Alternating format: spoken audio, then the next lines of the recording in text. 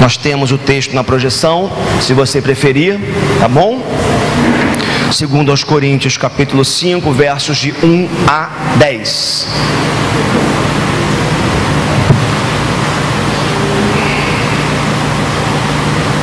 Todos acharam? Quem prefere ler na sua Bíblia, todos acharam, amém? Ou misericórdia? Amém, né? Então vamos lá, vamos ler o texto da palavra de Deus. Sabemos que se for destruída a temporária habitação terrena em que vivemos, temos da parte de Deus um edifício, uma casa eterna no céu, não construída por mãos humanas. Enquanto isso, gememos, desejando ser revestidos da nossa habitação celestial, porque estando vestidos, não seremos encontrados nus.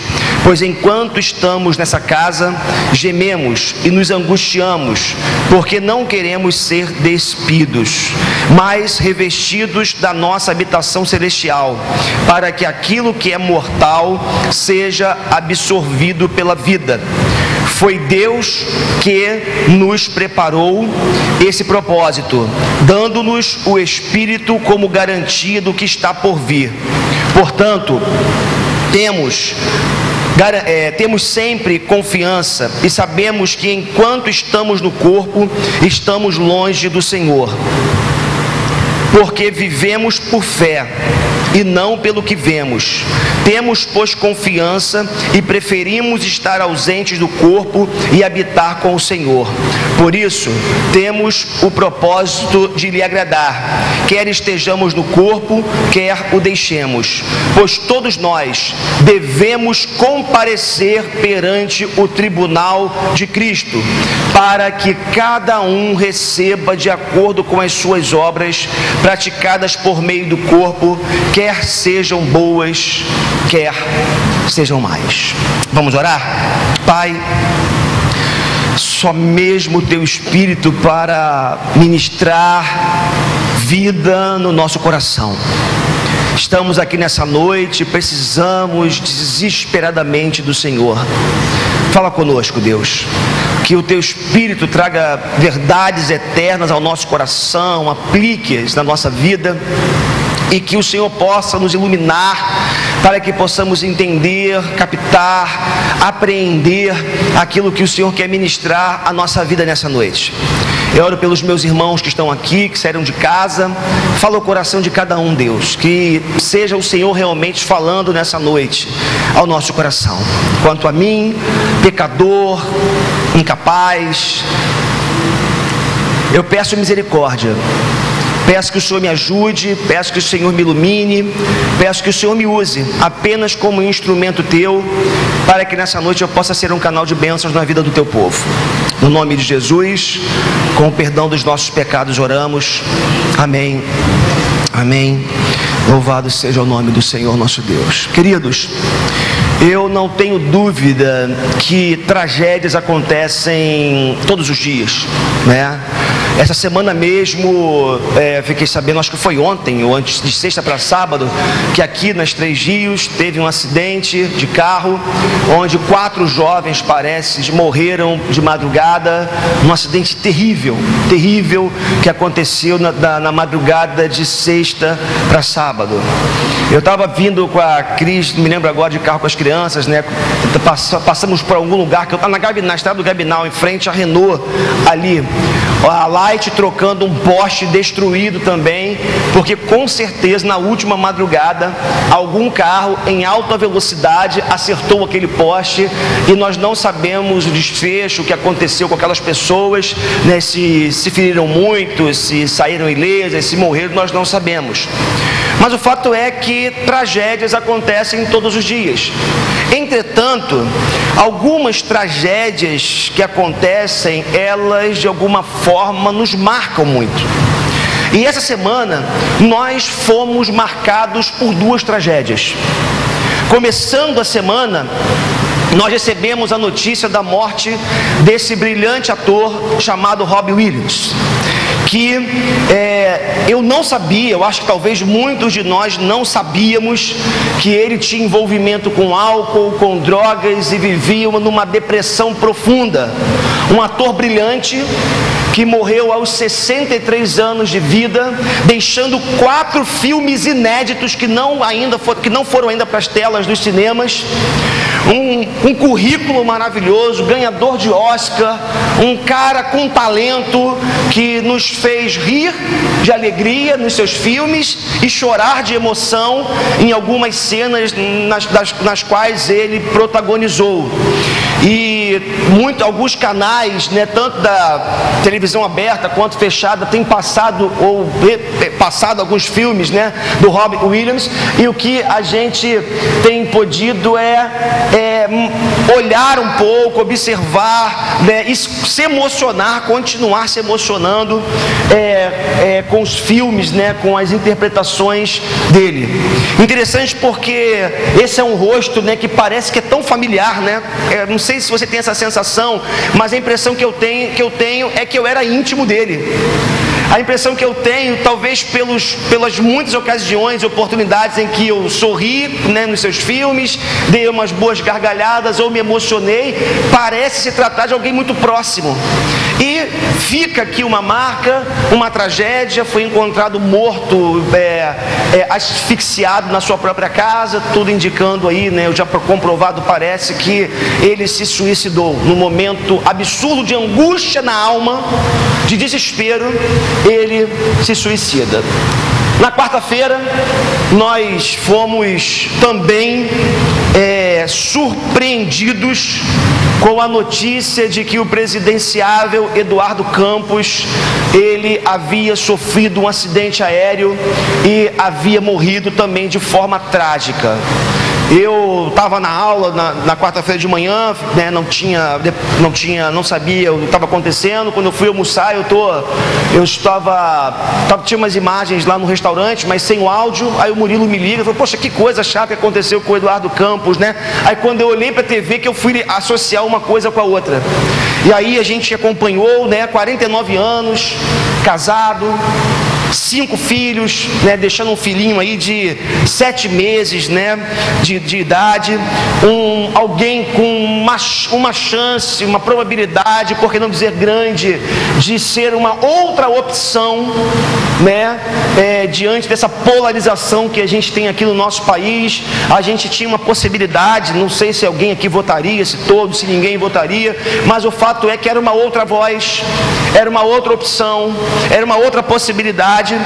E um político, né, como foi dito aí exaustivamente pelos seus opositores, agora eles falam, né, era um político que tinha tudo para se tornar uma liderança nacional. E, como Aécio Neves bem disse, um representante da boa política. E nós fomos, de alguma forma, impactados, nos chocamos, nos compadecemos dessas 2 tragédias, por que não dizer, que nos alcançaram ao longo dessa semana. É óbvio que, além do Eduardo Campos, naquele avião havia mais 5 ou 6 pessoas, 5 ou 6 famílias arrasadas, marcadas, destruídas, por que não dizer, por conta dessa tragédia. E o que eu queria nessa noite é lembrar a mim e a você dizer a mim e a você que essas 2 mortes, conquanto em circunstâncias completamente diferentes, né? Uma fruto de um acidente aéreo trágico, outra fruto de um momento, por que não dizer, irracional, até onde alguém chega ao ponto de tirar a sua própria vida. Mas essas 2 mortes, de alguma forma, elas nos ajudam a lembrar de algo muito importante. E o que ela nos ajuda a lembrar é que entrar na existência, conquanto seja um privilégio maravilhoso, viver é bom demais, mas entrar na existência é entrar num universo de angústia. Entrar na existência é entrar no universo de angústia. É interessante porque essa palavra angústia, no seu original, ela significa estreito, aperto, apertado, da ideia de alguém que está se afogando, sem ar. Não sei se você já falou, claro que já, como eu também já me referi, àquela expressão, estou com um aperto no peito. Esse aperto no peito é uma expressão, por que não dizer, dessa ideia, dessa angústia que muitas vezes nós sentimos. E é interessante porque talvez, deixa eu passar aqui um pouquinho. Isso. É interessante porque conquanto nós somos cristãos, né? E a gente acredita que realmente Deus tem uma vida plena, que Deus tem bênçãos para nós. Nós desfrutamos de paz, nós que somos cristãos, que conhecemos ao Senhor, temos a alegria do Senhor que é a nossa força, mas também, mesmo como cristãos, é impressionante como muitas vezes nós nos deparamos com uma certa angústia na alma. Aliás, sobretudo como cristãos, é interessante porque no verso 2 do texto que nós já lemos essa noite, o texto fala assim: enquanto isso, gememos, desejando ser revestidos da nossa habitação celestial. A ideia é alguém que, vivendo aqui nessa existência, passando por essa existência, clama por um outro momento da história, ou fora dela.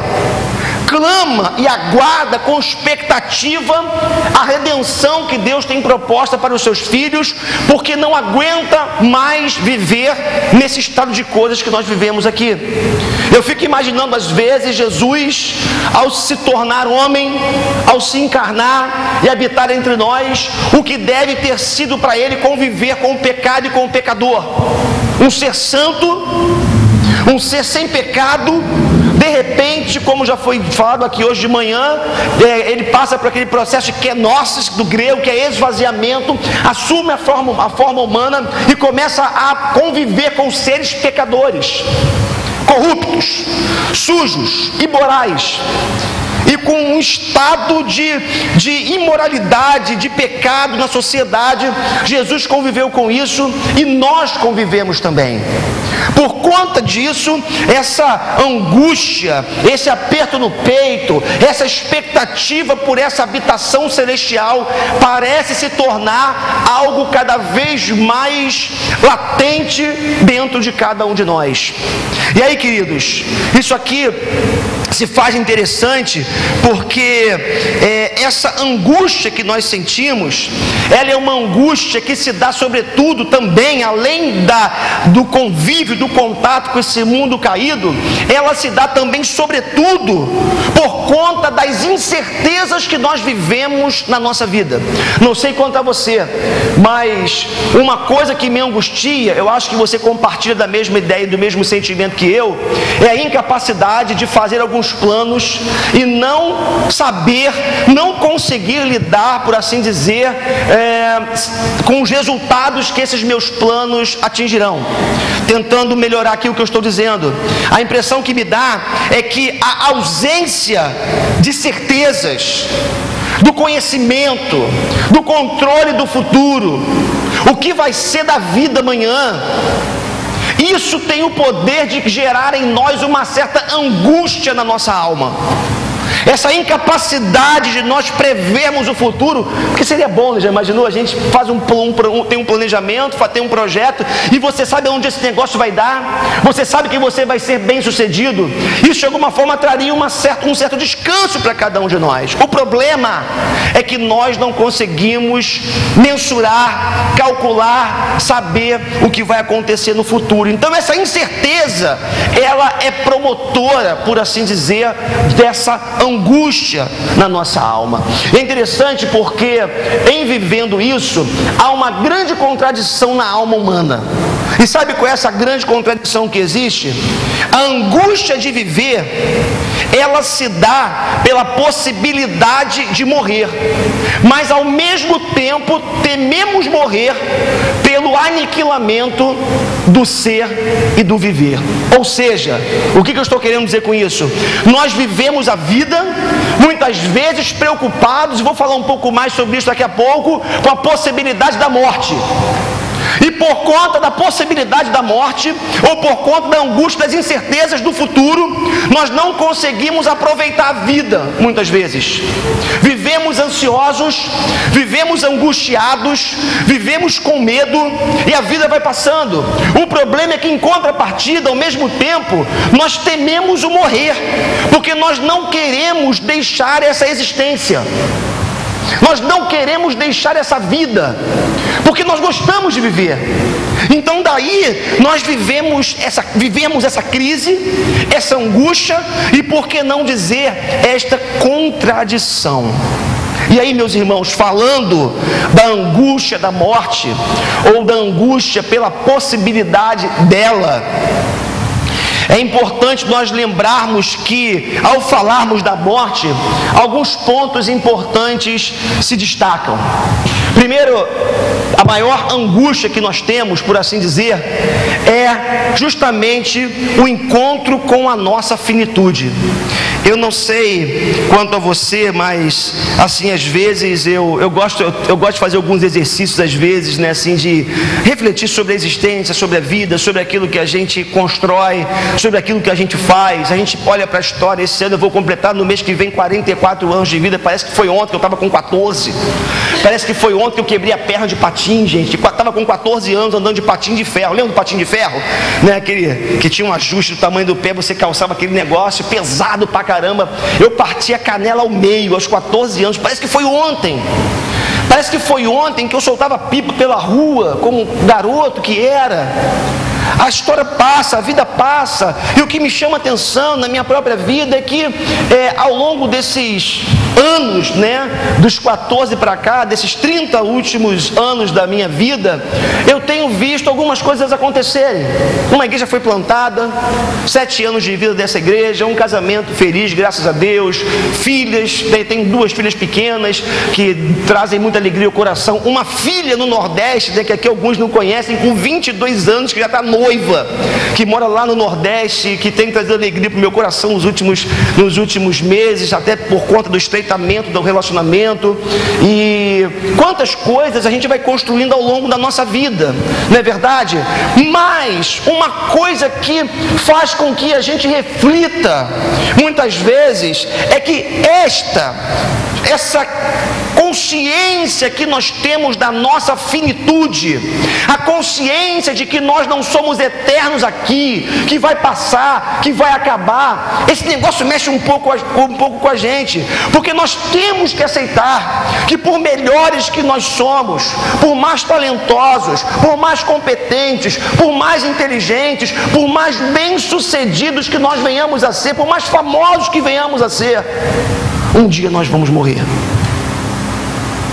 Um dia tudo vai passar.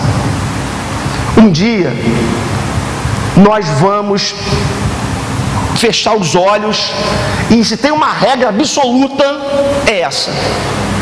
Exceto, vou falar um pouquinho talvez mais para frente sobre isso aqui, aqueles que terão o privilégio de não passarem pela morte, porque estarão aqui na terra no acontecimento da volta de Jesus, quando a Bíblia diz que estes serão arrebatados, que não passarão pela morte. Mas o que me chama a atenção é que nós temos que nos encontrar com essa realidade. É interessante porque tem uma frase de Agostinho, Santo Agostinho, como alguns o conhecem, Agostinho de Hipona, que ele diz o seguinte: não existe ninguém que não esteja mais próximo da morte depois de um ano que antes dele. Amanhã mais do que hoje, hoje mais do que ontem, pouco depois mais do que agora, e agora pouco mais do que antes. Cada segundo de vida que nós temos, nos aproximamos um pouco mais da morte. Você deve estar pensando, pastor, que papo fúnebre é esse, né? O que você está querendo dizer com isso, né? Vim para cá para ouvir falar de vida e você está falando de morte. Queridos, vamos caminhar, mas o que você precisa entender é, por mais que nós tentemos evitar a inevitabilidade da morte, não tem jeito, ela vai acontecer. É interessante porque vivemos tempos, né, onde tantas técnicas, tantas pílulas, tantos remédios, tantas tecnologias são trazidas para você ou rejuvenescer, ou para você perpetuar a tua existência sobre a terra. Tudo isso pela incapacidade que as pessoas têm de encararem a verdade mais absoluta que existe, que é a que um dia nós vamos morrer, e não tem jeito. Então a primeira consideração aqui é a respeito da nossa finitude, quando nós falamos sobre a morte. Mas tem outras. Algo que a gente precisa também encarar é a respeito do sofrimento daqueles que ficam. Porque sabemos que a morte, ela é muito dura para aqueles que ficam. É muito difícil para você que perde um parente, que perde um ente querido, que perde um amigo, você lidar bem com isso. Sabe qual é o nosso problema, em última análise? É que nós não amamos as pessoas de maneira correta. Deixa eu tentar melhorar isso aqui, explicar isso aqui. Nós precisamos aprender a amar as pessoas em Deus e não como deuses. O nosso problema é que nós nos apegamos tanto às pessoas e amamos tanto essas pessoas, mas nós deixamos de amar essas pessoas em Deus e passamos a amar essas pessoas como deuses. E aí eu me lembro da definição do Timothy Keller, ou do Tim Keller, sobre deuses falsos, quando ele diz que um ídolo é tudo aquilo que quando você olha para ele e lá no íntimo do seu ser, você fala para você mesmo, eu não consigo viver sem isso. Ídolo é tudo aquilo que você elege para você como sendo um absoluto para a sua vida, e você não consegue viver sem aquilo na sua vida. Então, nós temos um problema. Nós não amamos as pessoas em Deus, mas nós amamos as pessoas como deuses. E nós precisamos aprender a redirecionar o nosso amor para o transcendente. Precisamos aprender a redirecionar o nosso amor de verdade para aquele que é o autor da vida, é o dono da vida, inclusive daquela pessoa que morreu, daquela pessoa que se foi. Eu estava lendo sobre aí o Agostinho, né? Teólogo, né, o Santo Agostinho. É interessante porque quando você lê as Confissões de Santo Agostinho, você vê que antes da conversão, Agostinho era uma pessoa, é óbvio, e depois da sua experiência de conversão, muita coisa muda dentro dele, como muda dentro de mim e dentro de você. E ele, antes da sua conversão, ele teve a experiência da morte de um amigo, ele não aceitava essa perda. Ele não entendia como que aquele amigo tão querido havia morrido daquela forma. E é interessante porque tempos depois, depois da sua conversão, ele passa pela experiência da morte da sua mãe Mônica. E é interessante porque ele vai dizer o seguinte: derramo diante de vós, meu Deus. Eu acho que eu coloquei isso aqui pra gente, né? Derramo diante de vós, meu Deus, pela vossa serva, uma outra espécie de lágrimas, manam de um espírito comovido pelos perigos que cercam toda a alma que morre em Adão. Quando Agostinho se converte, ele entende que a maior tragédia não é a morte, mas a maior tragédia é você morrer em Adão, ou seja, é você morrer em pecado, longe de Deus, o que ele não havia conseguido alcançar antes da sua conversão. Eu me lembro de Jesus chorando por seu amigo Lázaro.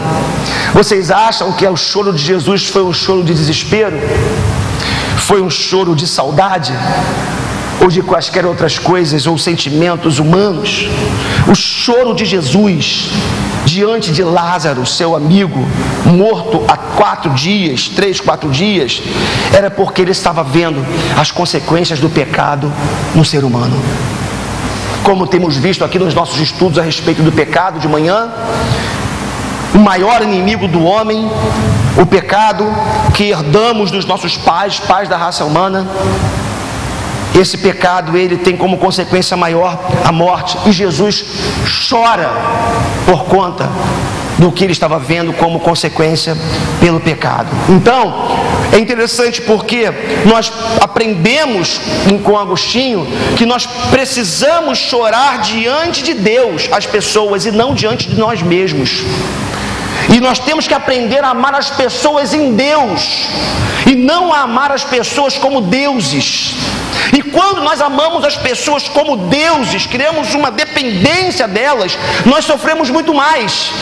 Agora, quando nós sabemos que alguém partiu, mas que está com o Senhor, que voltou com o Senhor, que está na glória com o Senhor, claro, tem a saudade, tem o choro, tem o luto, mas nós temos uma certeza, uma paz no coração, de que esse amado, essa amada, querido, querida, eles estão nos braços do Senhor.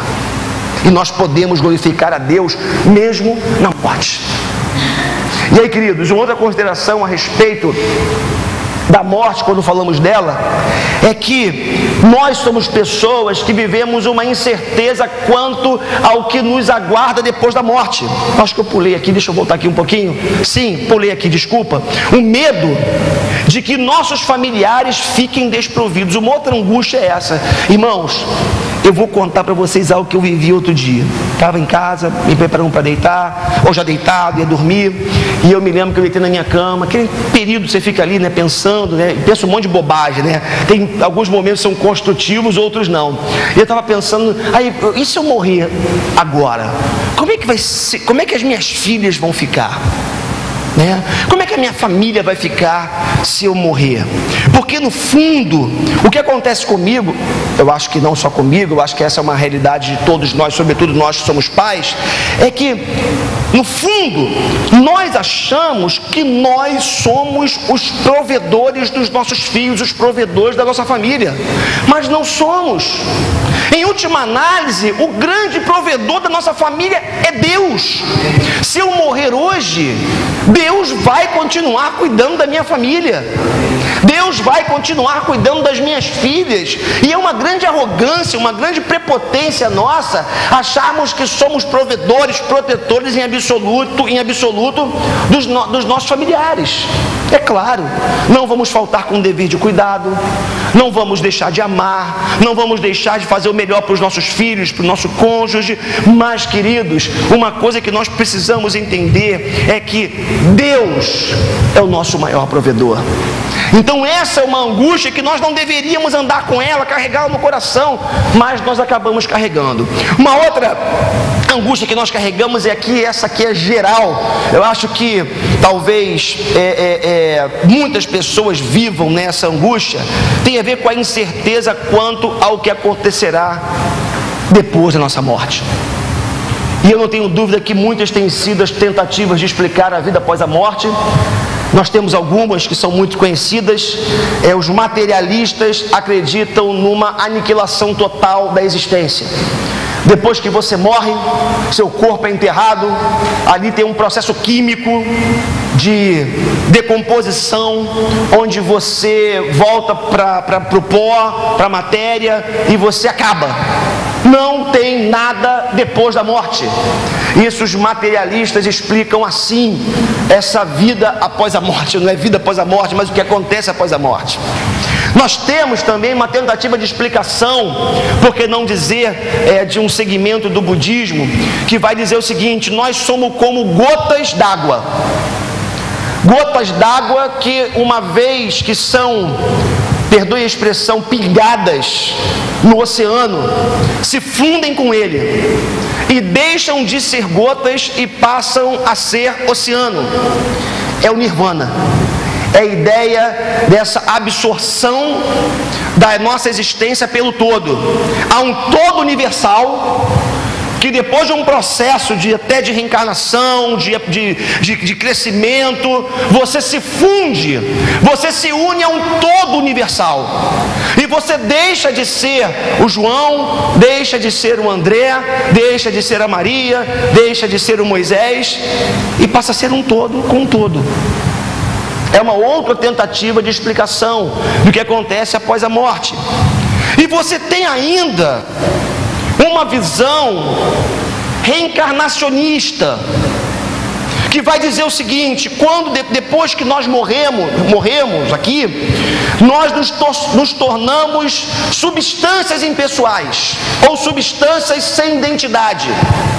Isso significa dizer que eu que estou vivendo aqui hoje em 2014, digamos que eu morra por esses dias, Fê das dúvidas, né?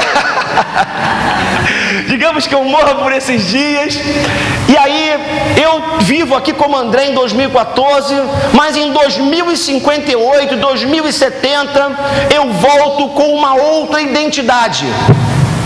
Eu fico como uma substância em algum lugar, esperando a oportunidade para voltar num outro corpo, para voltar numa outra identidade. Identidade essa que eu não conheço, não sei o que eu vivi previamente, não conheço a identidade anterior que essa substância tinha, mas o fato é que eu volto para esse mundo numa espécie de um ciclo de reencarnações, objetivando uma purificação, um crescimento interessante, num processo infindável, né? Que nunca acaba de crescimento. E uma coisa que eu acho interessante aqui, com todo respeito, é que, assim, até onde eu conheço e ouvi, todo mundo foi príncipe, foi princesa, né? Voltou de alguma forma para viver uma outra vida, salvo aqueles miseráveis, é claro, que estão aqui padecendo de alguma forma enfermidades físicas, pobreza, miséria, que estão aqui pagando por erros que não sabem que cometeram numa existência, por uma identidade que elas não sabem da onde veio, o que foi um dia. E aí, queridos, 3 tentativas de explicar o que acontece conosco após a morte, e aí nós chegamos à visão cristã reformada, que fala da existência que não tem fim. A visão cristã reformada diz que nós somos seres pessoais, que temos uma identidade, que somos conhecidos por Deus, somos amados por Deus, e que vamos manter essa identidade até o dia que nos encontraremos com o nosso Senhor. É interessante porque no livro de Apocalipse está escrito que nós um dia receberemos um novo nome, um nome que nós não conhecemos, mas que Deus sabe, que Deus conhece, e um nome que vai trazer em si realmente quem nós somos. Mas com tudo isso, somos seres que temos uma identidade, que somos conhecidos por Deus mesmo antes de estarmos nesse mundo. Salmo 139, belíssimo, diz que nós já éramos conhecidos por Deus antes mesmo de habitarmos esse mundo. Mesmo quando éramos substância informe, já éramos amados por Deus e conhecidos por Ele. E a Bíblia diz que vai existir um dia onde haverá a consumação da história. Mas, queridos, falando dessa existência eterna, o texto que nós já lemos nessa noite vai dizer no seu verso 1, confirmando o que eu estou dizendo para vocês aqui nessa noite, que sabemos que se for destruída a temporária habitação terrena em que vivemos, temos da parte de Deus um edifício, uma casa eterna nos céus, não construída por mãos humanas. O que o apóstolo Paulo está dizendo? O apóstolo Paulo está falando justamente da continuidade dessa existência, que nós habitamos uma casa que tem prazo de validade, uma casa atual que é o nosso corpo, que vai chegar um dia que vai voltar para o pó, mas nós um dia seremos revestidos de uma nova casa, seremos revestidos de uma nova vida, na qual nós habitaremos ao lado do Senhor por toda a eternidade. É interessante porque também, além desse texto, nós encontramos o texto de Eclesiastes capítulo 3, verso 11, que vai dizer: Ele fez tudo apropriado ao seu tempo, também pôs no coração do homem o anseio pela eternidade. Mesmo assim, este não consegue compreender o que Deus fez. O que o sábio está dizendo é o seguinte: há em nós como se fosse um dispositivo programado para a eternidade. É por isso que o homem anseia tanto. É por isso que nós somos seres de tanta expectativa e que queremos tanto a vida. Agora, uma coisa importante falando da eternidade, o que nós precisamos entender e que infelizmente Robbie Williams não entendeu, é que quando nós entramos na existência, nós nunca mais saímos dela. Uma vez que Deus colocou você na existência, o que eu chamei de privilégio no início dessa mensagem, uma vez que nós entramos na vida, nós não temos mais como sair dela. A existência é algo inexorável, absoluto. Uma vez que Deus criou você, uma vez que você foi criado por Ele, mesmo sem ter pedido, porque alguém pode falar assim, mas eu não pedi para viver. É verdade, você não pediu, mas Deus na sua soberania quis assim. Uma vez que você entra na existência, você nunca mais sai dela. É por isso que o suicídio é uma grande bobagem, uma grande loucura. Por quê? O que é o suicídio? É a tentativa de você acabar com a sua angústia saindo da existência. Só que quando a pessoa se suicida, ela não consegue acabar com a sua angústia porque ela não sai da existência. Porque a Bíblia diz que nós somos eternos, que essa existência não tem fim, ela é inexorável, como eu lhes disse, e Deus colocou esse senso da eternidade dentro de cada um de nós. Então, essa existência não tem fim, é um ponto da nossa teologia reformada. Nossa teologia vai dizer também que a morte, já que estamos falando sobre ela, que tanto nos angustia, ela na verdade é uma pequena vírgula que separa duas realidades. Eu gosto muito disso, né? Não esqueço jamais, já falei isso para vocês aqui, uma mensagem do Badu, pastor Eduardo, isso no ano, sei lá, estava plantando a igreja da Barra ainda, 2001, 2002, no máximo 2003, quando ele disse certa vez que, falando sobre, fez uma mensagem com base na pontuação, né, da nossa língua, e ele falava sobre a vírgula, que a vírgula é justamente essa divisão, como se fosse a divisão de duas frases, é a divisão de dois pedaços da história, por assim dizer, de duas etapas da nossa existência, por assim dizer. É interessante que Paulo, no mesmo texto que nós já lemos, vai corroborar mais uma vez o que eu estou dizendo aqui nessa noite. Sabemos que se for destruída a temporária habitação terrena em que vivemos, temos da parte de Deus um edifício, uma casa eterna no céu, não construída por mãos humanas. Enquanto isso gememos, olha a angústia, enquanto isso gememos, desejando ser revestidos da nossa habitação celestial. Paulo vai falar, corroborando, afirmando, sustentando que na verdade a morte, ela não é uma grande tragédia para aqueles que amam a Deus. É claro, repito, ficamos entristecidos, sofremos com a perda de pessoas, sobretudo quando nós não sabemos amá-las em Deus. A questão é que, como a vida ela é eterna, como a existência não tem fim, a morte apenas separa dois estágios, duas etapas, dois momentos, por assim dizer, da nossa existência. É interessante porque essa visão traz esperança para o nosso coração, irmãos. A visão cristã da morte traz profundo alento para a nossa alma, sobretudo para nós que perdemos entes queridos, pessoas que amamos. Vivi recentemente com a minha família essa realidade lá em casa, mas o que traz consolo ao coração é saber, falando aqui, né, dessa realidade nossa pessoal, nossa família, é que meu irmão está nos braços do Senhor, e que um dia, como a Bíblia diz, eu o reencontrarei. Estaremos juntos, celebrando o nosso Deus, vivendo por toda a eternidade. E eu me lembro das palavras de Jesus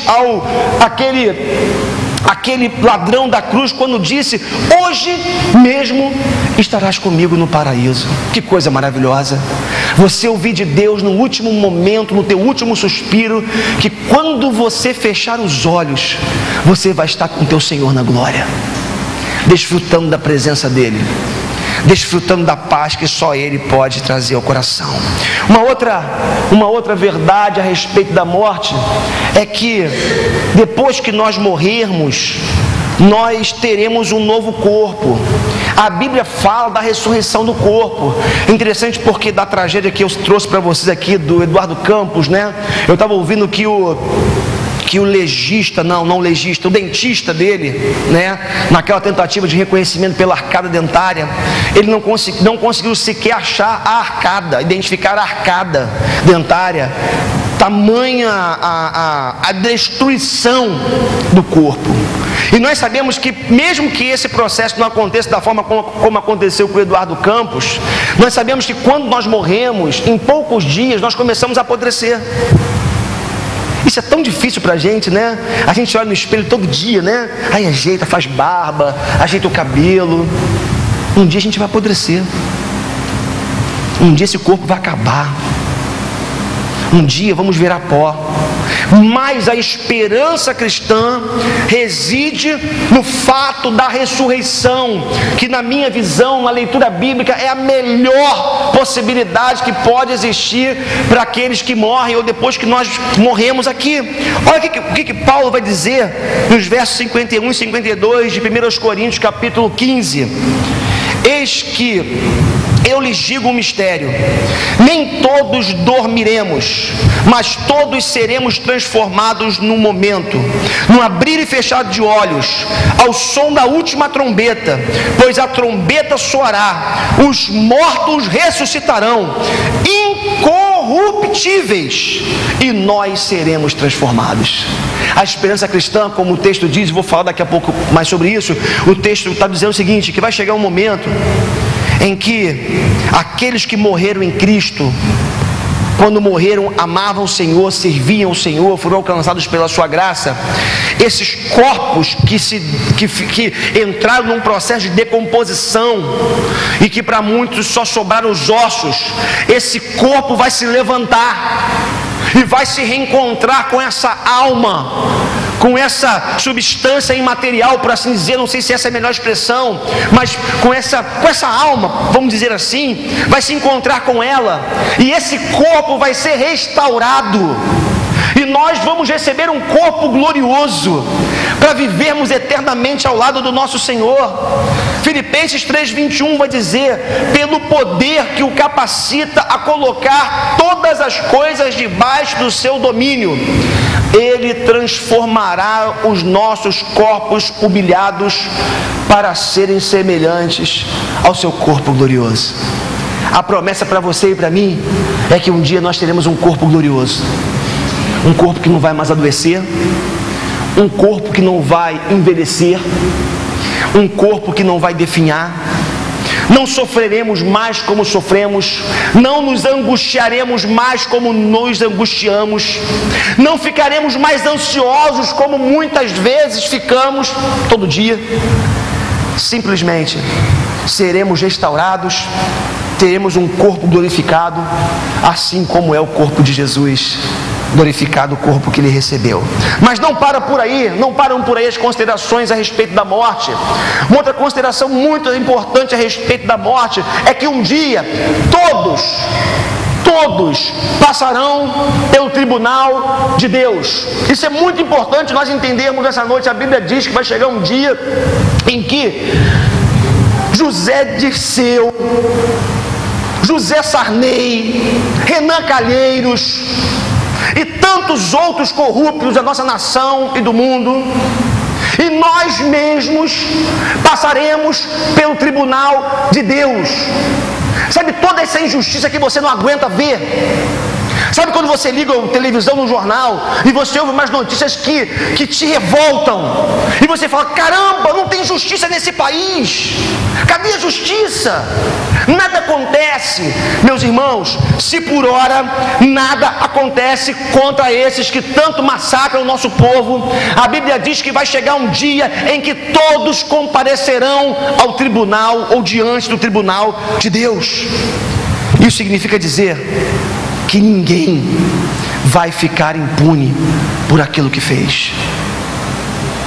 Se há injustiça hoje, se a justiça humana não prevalece, vai chegar um dia em que diante de Deus todos passarão e terão que dar conta do que fizeram com a sua vida.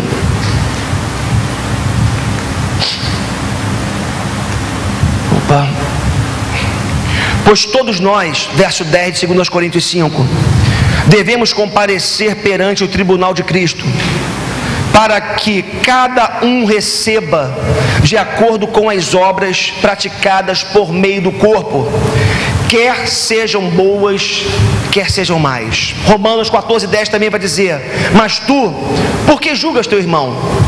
Ou tu, porém, por que desprezas teu irmão? Pois todos havemos de comparecer ante o tribunal de Cristo.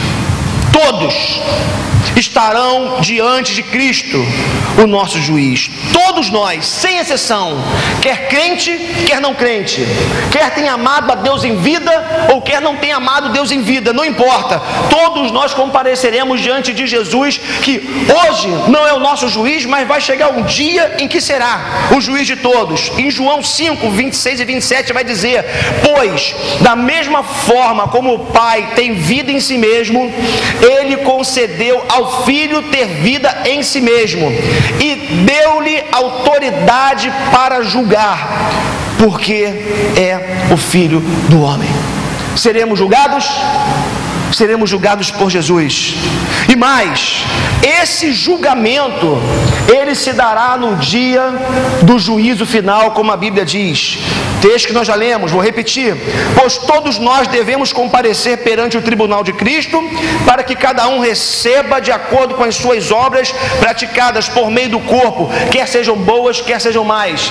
Se nesse texto não fica tão evidente esse tribunal, esse julgamento no dia do juízo, Hebreus 9:27 vai nos ajudar também um pouco mais. Da mesma forma como o homem está destinado a morrer uma só vez e depois enfrentar o juízo, não tem saída. A palavra de Deus diz que todo homem, todo ser humano, todo aquele que passou por essa existência, lembre que eu dizia no início, que teve o privilégio da vida, apesar da angústia que essa existência traz, todos que receberam o privilégio da existência vão ter que dar conta daquilo que fazem. Em outras palavras, antes disso, Apocalipse, deixa eu avançar aqui um pouquinho, deixa eu voltar aqui, acho que eu passei demais. Deixa, daqui a pouco eu vou passar um outro slide aqui, deixa só um pouquinho, só para a gente poder entender, falando desse julgamento ainda, para poder avançar. Como eu já disse para vocês, será um julgamento que levará em consideração as nossas obras. Agora sim, para aqueles que estão em Cristo, galardão. Para os demais, ou seja, os que não estão em Cristo, o peso da ira de Deus. Olha só, 2 Coríntios 5:10 já lemos. Vamos avançar agora sim o texto que eu queria, Apocalipse 22, verso 12. Eis que venho em breve, a minha recompensa está comigo, e eu retribuirei a cada um de acordo com o que fez. A Bíblia fala o seguinte, que quem não foi justificado por Cristo, que não foi alcançado pela sua graça, que não viveu para Ele, que não viveu para amá-lo e servi-lo, o destino final dessas pessoas é a condenação eterna, chamada de inferno. E aí, a nossa concepção do inferno é um lugar cheio de chamas, de fogo, onde as pessoas serão queimadas por toda a eternidade.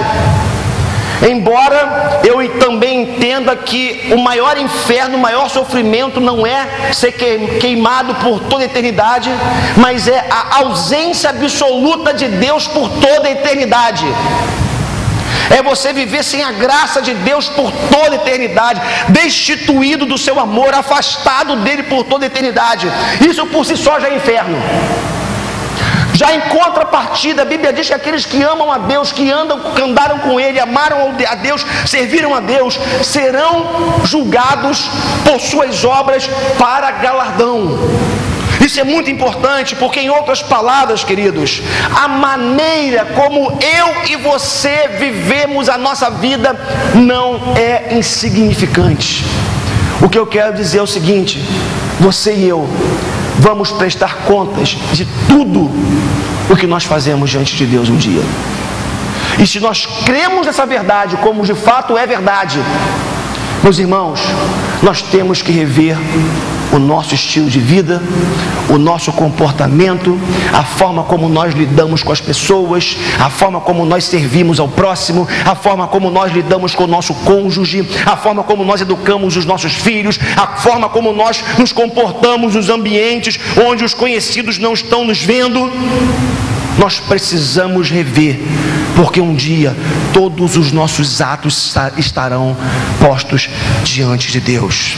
A resposta, em poucas palavras, é que nossas obras serão a evidência pública,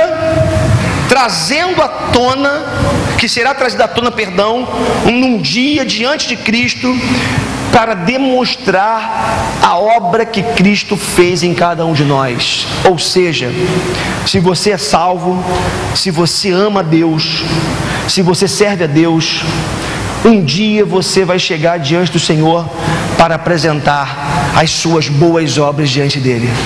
E ao apresentar as suas boas obras diante de Deus, você estará apenas confirmando a obra que Deus começou ou que Deus realizou na sua vida. Por isso, queridos, a forma como nós vivemos a nossa vida, ela não é insignificante. Ela precisa ser considerada por cada um de nós.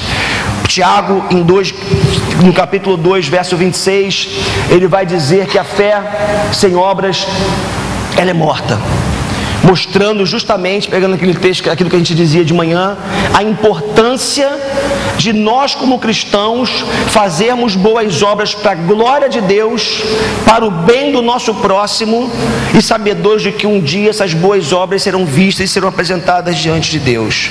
Por fim, terminando essa palavra, essa mensagem dessa noite, uma última consideração a respeito da morte, é que individualmente falando, a morte é a última etapa antes da consumação final da história. É interessante porque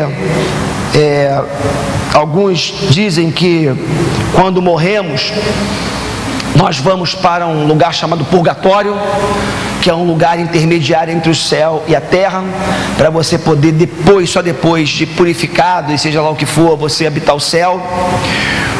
Alguns cristãos evangélicos vão dizer que nós vamos viver um sono, passar por um sono, um estado, depois que nós morremos, vamos ficar num estado de inconsciência, esperando o dia da volta de Cristo, a consumação da história. Entretanto, eu prefiro ficar com as palavras de Jesus para o ladrão da cruz, quando disse para ele que conscientemente aquele ladrão estaria com ele assim que fechasse os olhos. O que a nossa fé, a fé reformada, a cristã reformada sustenta é um estado de consciência intermediário até a volta de Jesus, é bem verdade, mas um estado de consciência onde já estaremos desfrutando da presença desse Deus tão maravilhoso. Falando Paulo na sua carta, primeira carta aos Tessalonicenses, capítulo 4, 16 a 18, vai dizer assim: pois dada a ordem com a voz do arcanjo, o ressoar da trombeta de Deus, o próprio Senhor descerá do céu. Os mortos em Cristo ressuscitarão primeiro. Depois disso, os que estivermos vivos, seremos arrebatados juntamente com eles nas nuvens, para o encontro com o Senhor nos ares. E assim estaremos com o Senhor para sempre. Consolem-se uns aos outros com essas palavras. Que coisa maravilhosa, que o apóstolo Paulo está dizendo que vai chegar o dia da consumação final, o dia da consumação da história, em que, como eu já dizia para vocês, adiantava mais um pouco antes, aqueles que morreram em Cristo, seus corpos levantarão e se encontrarão, por assim dizer, com as suas almas. E esse corpo será glorificado, será um corpo renovado, será um corpo novo para habitar uma nova realidade. E a Bíblia diz que depois disso, aqueles que estiverem vivos, que não passarem pela morte, serão arrebatados. Será quando Jesus voltar para buscar a sua igreja. Que fim maravilhoso para essa história tão complexa, tão cruel para alguns, tão dura para alguns, mas que podemos dizer que essa história terá um final feliz. para aqueles que amam e servem ao Senhor. Irmãos, essa é a nossa esperança. Não sei se Robbie Williams e se Eduardo Campos, eu não sei o que aconteceu com eles depois da morte. Você pode dizer, pastor, com relação ao Robbie Williams eu sei, porque a Bíblia diz que os suicidas não herdarão o reino dos céus. É fato. Com relação ao Eduardo Campos, não sabemos, das suas convicções religiosas, da sua fé. Mas a palavra de Deus nos garante. Andar com Jesus é a garantia de que estaremos com o Senhor depois que fecharmos os nossos olhos. E se sabemos disso, nós não precisamos andar angustiados, não precisamos andar oprimidos pela possibilidade, pelo medo da morte, pelo que vai ser amanhã, porque o corruptível se revestirá de incorruptibilidade e viveremos para sempre com o nosso Senhor. E aí nós podemos dizer: Maranata, ora vem, Senhor Jesus. A palavra de Deus termina em Apocalipse dizendo que Deus nos levará para uma cidade, um lugar onde nós viveremos por toda a eternidade ao lado do nosso Deus. Queridos, eu termino essa palavra nessa noite dizendo uma última coisa para você: não aposte todas as suas fichas nesse lado da existência. Não viva como se a existência terminasse quando os olhos se quando os olhos se fecham. Tem muito mais. E nós temos que viver a vida com os pés fincados na história, conectados como cidadãos que somos, mas com os olhos fitos na eternidade. Nós somos cidadãos do reino de Deus em primeiro lugar. Vivamos como tal ou como tais, em nome de Jesus. Amém, queridos? Vamos